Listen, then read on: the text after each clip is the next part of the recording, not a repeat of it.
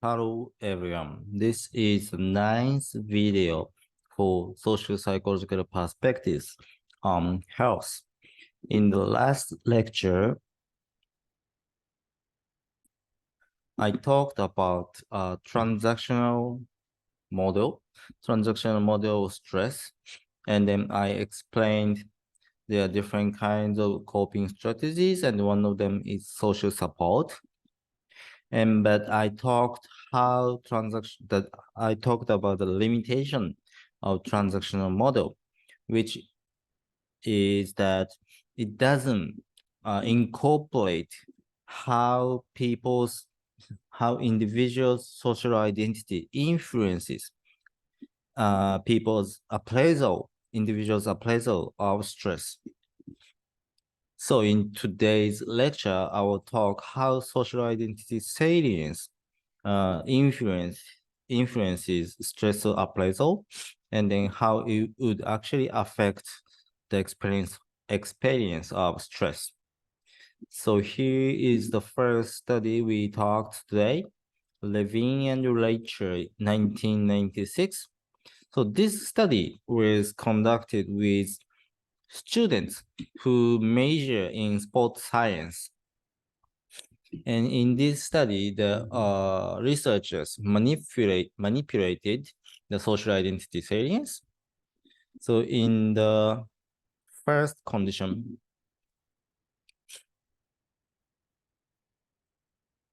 so they asked participants to compare the so the researchers told participants that they are interested in comparing the responses of men and women, so that participants who were either men or women were made salient of their gender identity. Okay, so men's gender identity, or women's gender identity was made salient. Okay, so in this condition,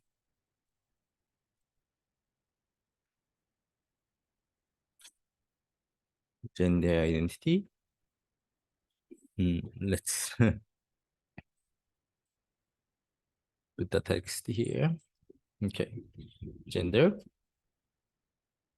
And in the other condition, the researchers told the participants that they are interested in comparing sports people with other professionals. So in this context,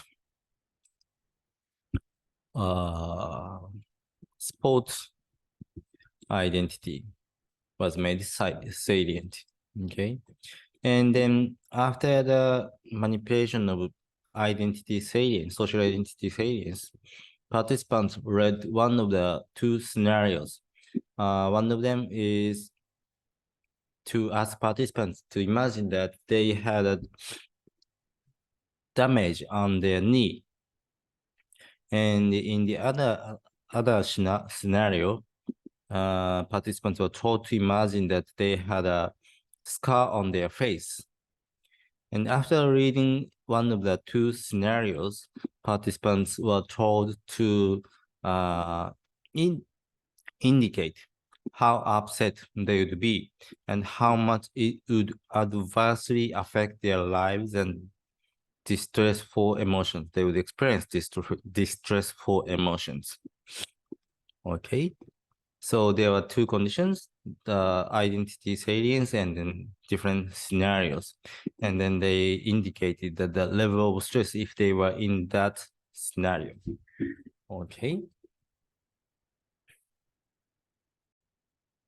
So you may notice that the damaged knee scenario was particularly relevant to sport people because with a damaged knee, they cannot perform to the best of their ability.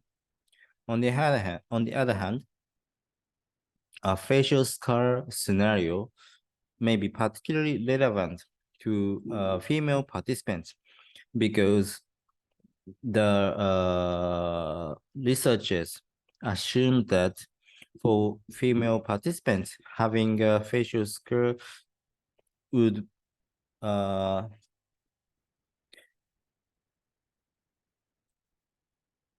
would negatively affect their lives and then put so much stress on them. So, and then this is the result.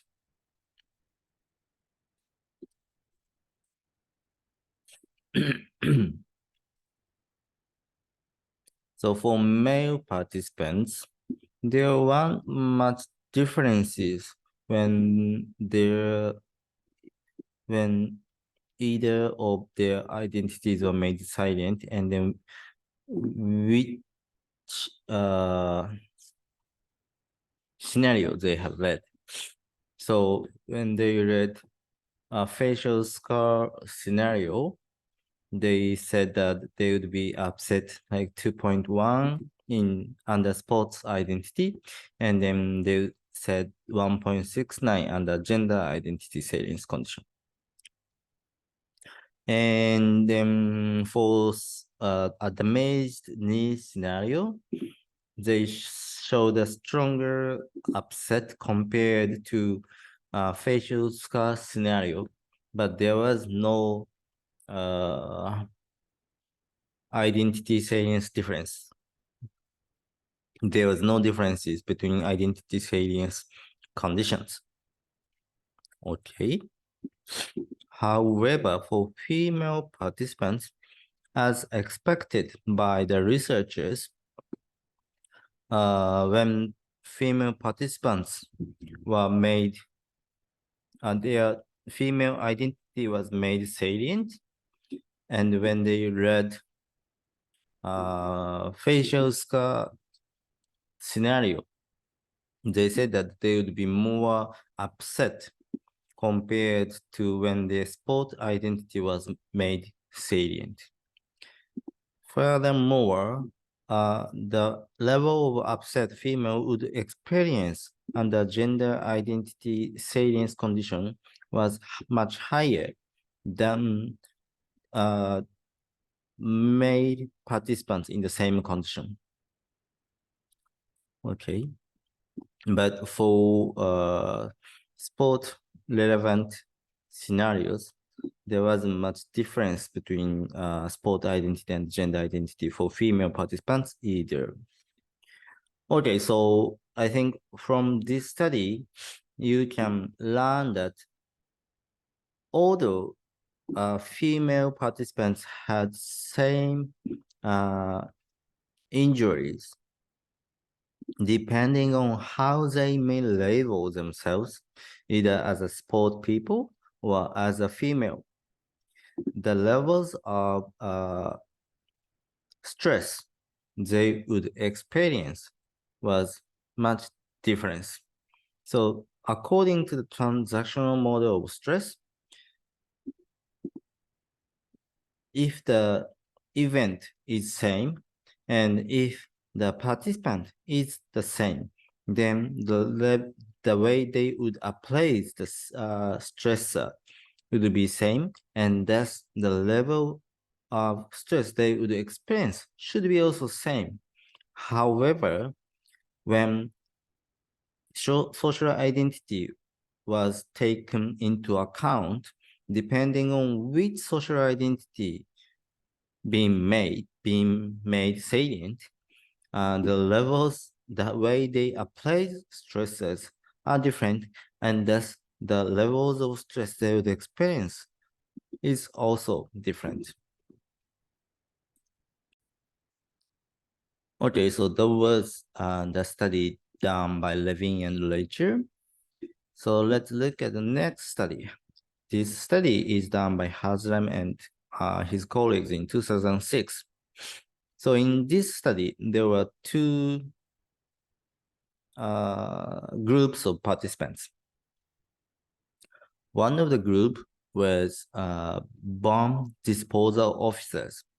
So basically officers whose job is to defuse bombs. Okay.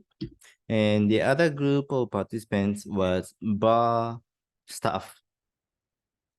Okay, and as you see in the graph, as you see in the figure, so the y-axis indicates the level of perceived stressfulness. And on the left hand, here, the bar staff indicated how much they would be or people would be stressful if they do bomb work here, if they do bomb work, or if they do bar work. Okay. So basically, in the orange bar condition, bar staff had to imagine how much they would be stressful, and in the blue condition, basically bar staff can indicate how much they actually feel stressful. Okay, and in the right hand, bomb disposal officers indicated how much they feel stressful when they work at bomb work, and then how much they would be stressful if they work at bar work. What you can see is that there is a very huge difference in terms of how they indicate the passive stressfulness when they work at when they do bomb work. Okay.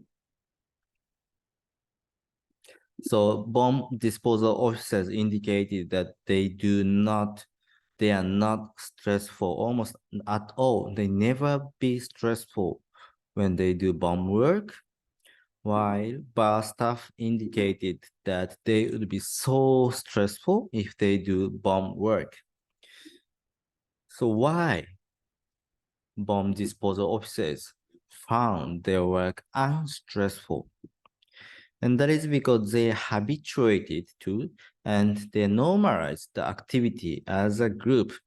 So this is called acceptance coping. So basically they consider that the bomb work is something they always do, and they do what they usually do.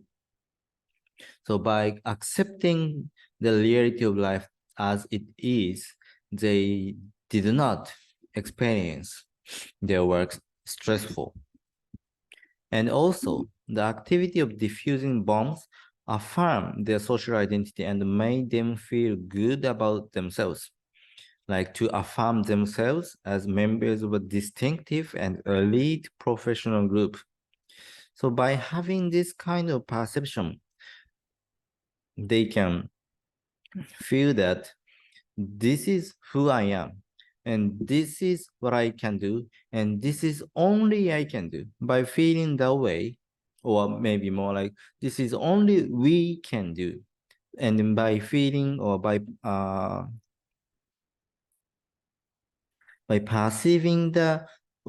perceiving what they do in this way, their stress levels was reduced to almost like nothing.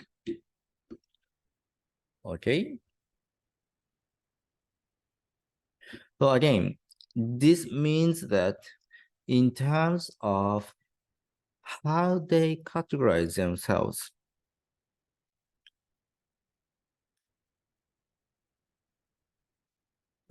or how they categorize themselves really influence how they actually perceive the work that they have to do. So if bar staff were asked to imagine that they have to do bomb work because they do not perceive themselves as bomb disposal officers, or they are not actually bomb disposal officers. If they had to do bomb work, they would be very stressful. That's what they imagined. However, because bomb disposal officers actually categorize themselves and perceive themselves as bomb disposal officers, are distinctive as a member of a distinctive and elite professional group, they perceive homework as unstressful or non-threatening, and thus they did not experience any stress. So again, this example really tells that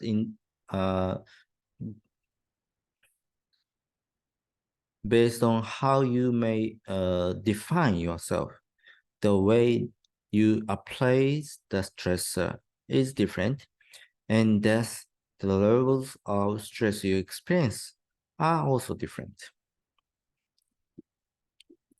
So these studies also kind of reveals limitations of situational approaches to us. That is,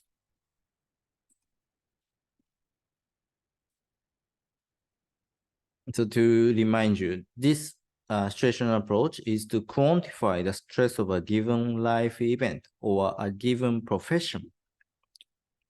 However, each individual applies its stressors differently. And in this point, it was really proposed by the transactional model of stress.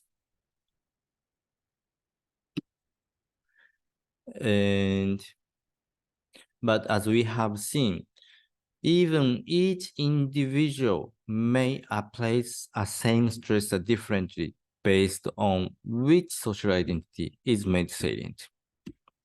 And stress appraisal is determined by an individual's subjective experience and understanding. So depending on how individual subjectively experience the stressor and understands the stressor, the levels of stress they would experience would be different.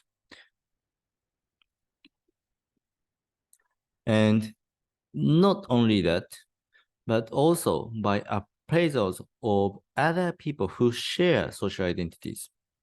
So not only how individuals define themselves influence their stress appraisal, but how others who share social identities appraise the stresses also influence how individuals perceive as the stresses. So in this sense, stress appraisal is subjective and intersubjective. Okay, so situation approach tries to determine the levels of stress of each event objectively. But as we have seen, it wasn't possible.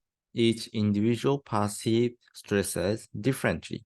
In addition, each individual perceives the same stressor differently, and how they perceive stresses can be influenced by their subjective experience and understanding of stresses and others' understanding of the stresses. So here is the example that shows how that could be. Appraisal of stress-inducing mathematical exercise. So in this study, the researchers manipulated so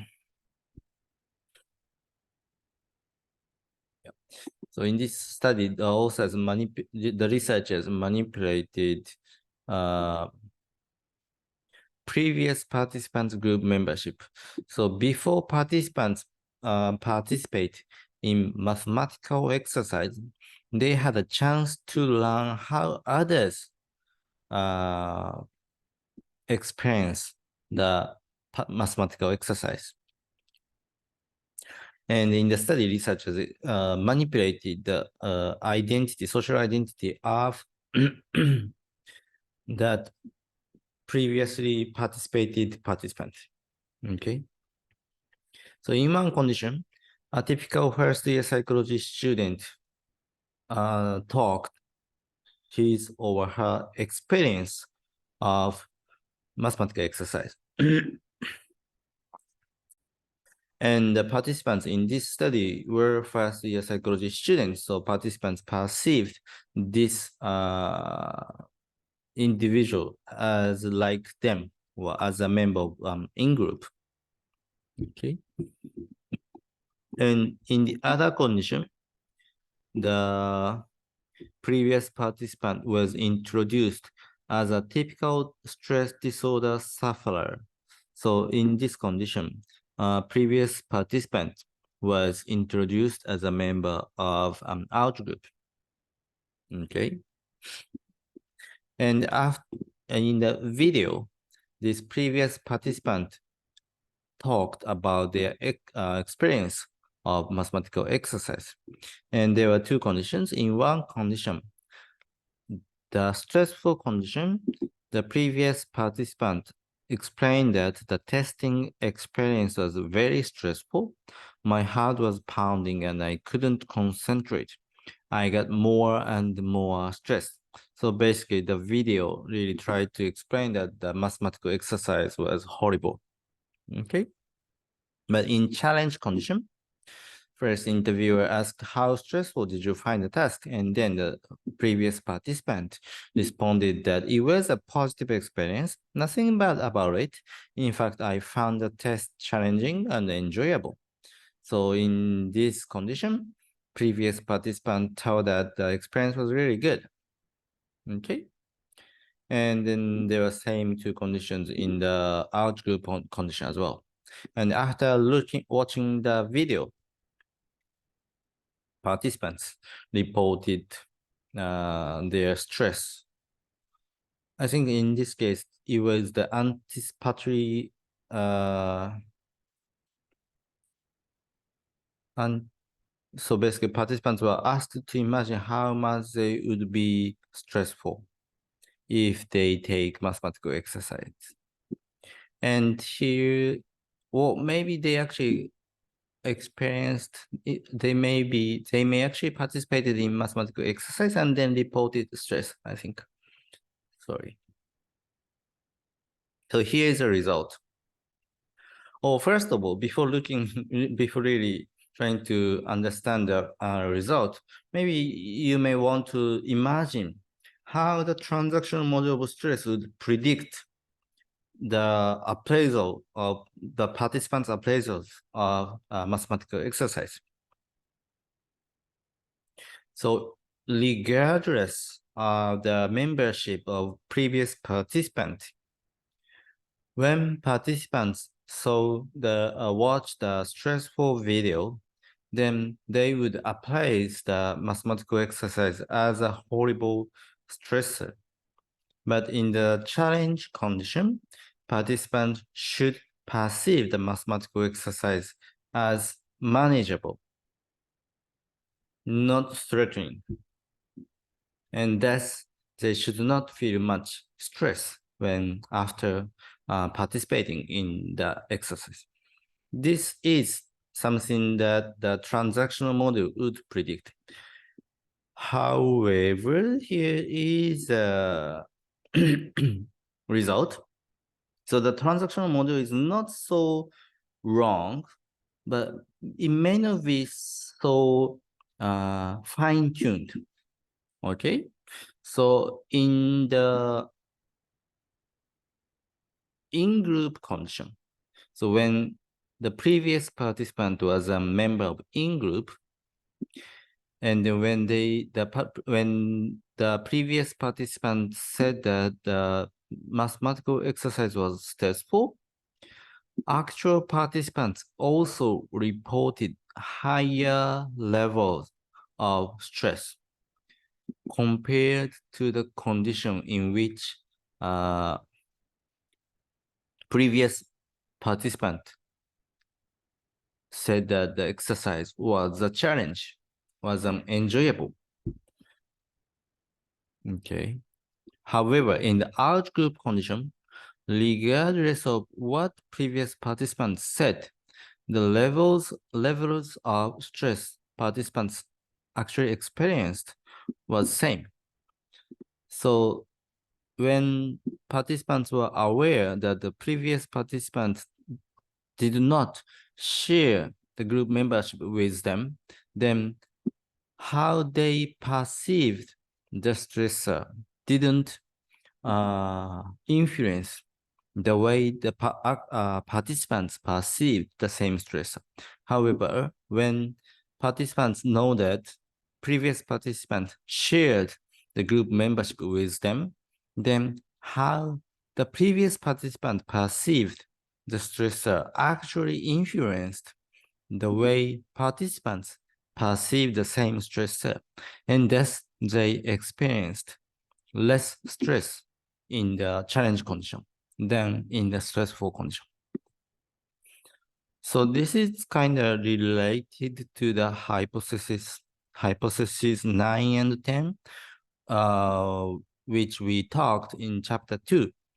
So it says that hypothesis 9, the influence hypothesis, when and to the extent that people define themselves in terms of shared social identity, they will be more likely to influence each other. So when previous participant was introduced as sharing the group membership, then the way the previous participant applies the stressor actually influence the way participants applies the same stress. And also hypothesis 10, the prototypicality hypothesis, people will have more influence in defining the meaning of a given social identity to the extent that they are seen to be representative of that identity. So when the previous participant was introduced as a member of an in-group, then they are somewhat seen to be representative of that identity. And because someone who represents their identity said that the experience wasn't bad, this really determines as a member of the same group, I should perceive the same stress as not so bad. Okay, so in this sense, appraisal, stress appraisal is intersubjective, not only subjective, like how individuals perceive the stressor, but how others who share the group membership perceive the stressor also influence others' appraisals of stresses. So you can say that the stress appraisal is intersubjective. Okay.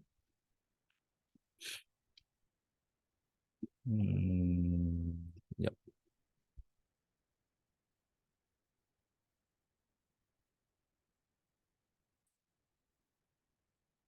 So appraisal of the task was influenced only when the message was from someone who shares social identity.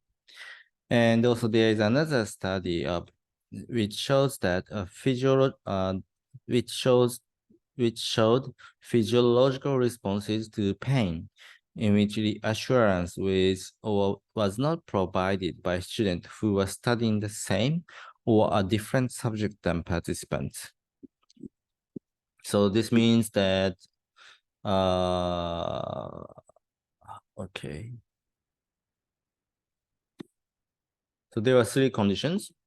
In the control condition, there was no reassurance. So basically, in this study, participants had to put their hand in the icy water, like a bucket of water with a lot of ice cubes. Okay. And in the control condition, participants did not receive any reassurance.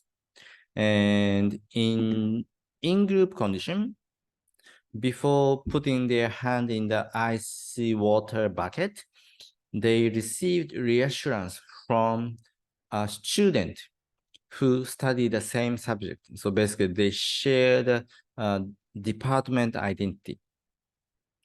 Okay, for example, social science department student received a reassurance from same social science department student.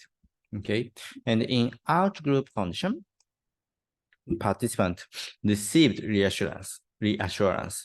So maybe the previous participant says something like, okay, I put the hand in the IC bucket, but it wasn't okay, I mean, it was okay, sorry. And in the outgroup condition, basically social science student received reassurance from law department, something like that. Okay. And the y-axis indicates the skin conductance. So basically this really tells how much they get sweat when they put the hand in ice water. So you might wonder why people get sweat when they put their hand in the icy water, but this GSR really indicates how much they are feeling stress. And when they feel stress, people usually get sweat. So in the control condition, maybe the stress level didn't really change. Okay. And in the out group condition, they kind of show that they relatively felt some stress. It's kind of interesting that uh, the levels of stress is higher than control. Maybe there is no significant difference, but it kind of looks like higher in the out group condition. That is interesting. But more importantly, when participants received reassurance from their in-group members, they felt much okay, you know. The levels of stress was much lower than when they did not receive any reassurance or when they received reassurance from out-group members. Okay, so once again, when you received, when you know the in-group members' appraisal of the stressor, and then such appraisal is not very negative, that would influence how you actually perceive the same stressor. And then because the same in-group member didn't perceive the stressor as very negative, you would also perceive the same stressor as not so negative. Okay, again, the stress appraisal is intersubjective.